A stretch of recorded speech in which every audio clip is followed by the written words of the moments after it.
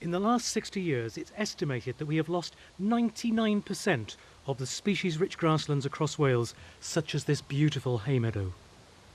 It's no coincidence that there has been a dramatic decline in many types of moths and butterflies that depend upon this habitat. But there is hope for the future, with a dozen of the National Trust properties leading the way, with support from Natural Resources Wales. Each of these properties has drawn up a plan for the management of their grasslands, balancing the need to retain the landscaped or manicured formality of stately homes with verges and meadows full of the natural beauty of wildflowers. I met the gardeners at 3 of the 12 properties, and this is what they had to say. I like to think now that these meadows reflect how the garden used to look with all this magnificent flora, and this now that you're looking at is the best piece of meadowland in the whole of Wales. Let's go and have a look at some of my favourite orchids.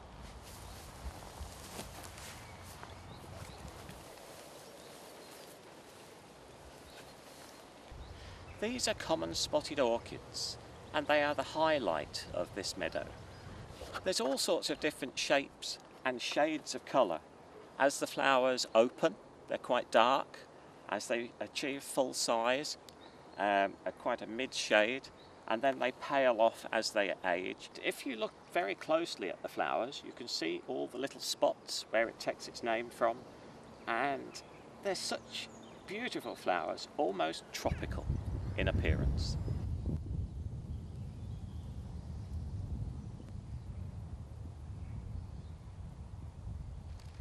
Here, in one of the most formal parts of the garden, we have long grass underneath our apple trees.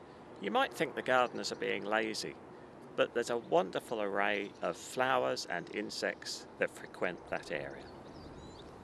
Let's go and take a look. In the early spring, we have snowdrops, followed by crocuses, and later on in May, when the apple trees are in blossom, we have poets' daffodils, the pheasant's eye daffodil. But probably the star is the fritillaria, the snake's head fritillary. And now they're just coming to seed, and we can scatter their seed for the future.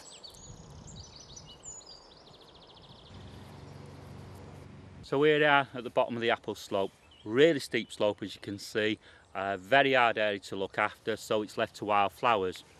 Benefit of this is less mowing time. We'll cut it middle of July and then maybe 2 or 3 cuts afterwards, saving us a lot of work and producing this lovely sward. So early on it's full of primroses, daffodils, then followed by these fantastic oxeye daisies for the rest of the summer.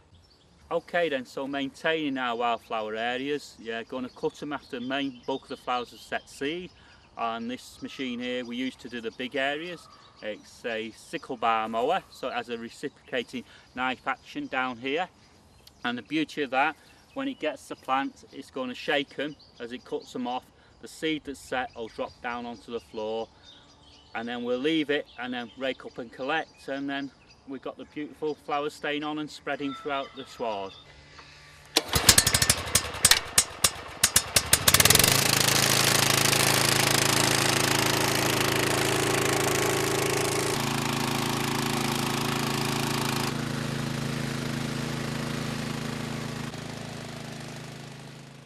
You can see behind us there we've got a lovely fauna sward. We've got the clovers, the daisies and the orchids.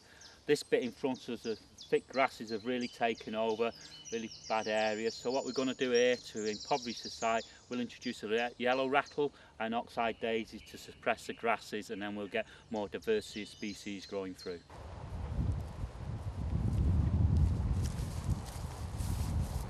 Here's a lovely patch of yellow rattle.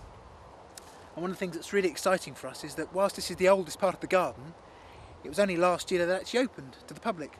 So now people can actually come and get really close to lovely plants like this. And I say, this is great for your meadow. Most people can't have sheep in their garden, but this is a great alternative. Sow a few seeds of this, and over a few years it'll start to reduce the fertility. It feeds on the grass's roots, and then that helps to bring in the wildflowers.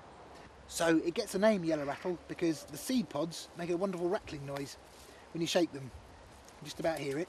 And when you shake the seed out into your hand, there's lots and lots of it, so that and within a couple of years you'll have a lovely clump like this as well. Okay.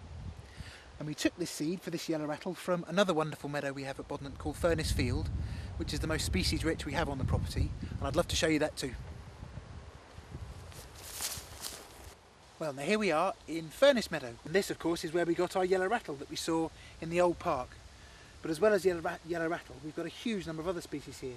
We've got some wonderful meadow sweet, which likes its feet to be a bit wetter, so we're here down at the bottom of the meadow where it gets a bit more moisture. And we've also got some lovely yellow vetchling with its super tendrils that you can just see coming off the plant here. So it's a fantastic meadow.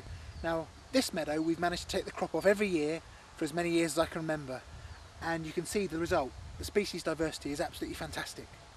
We're also really keen in the coming years to get some livestock in here, probably sheep, because that'll further help to improve the species diversity.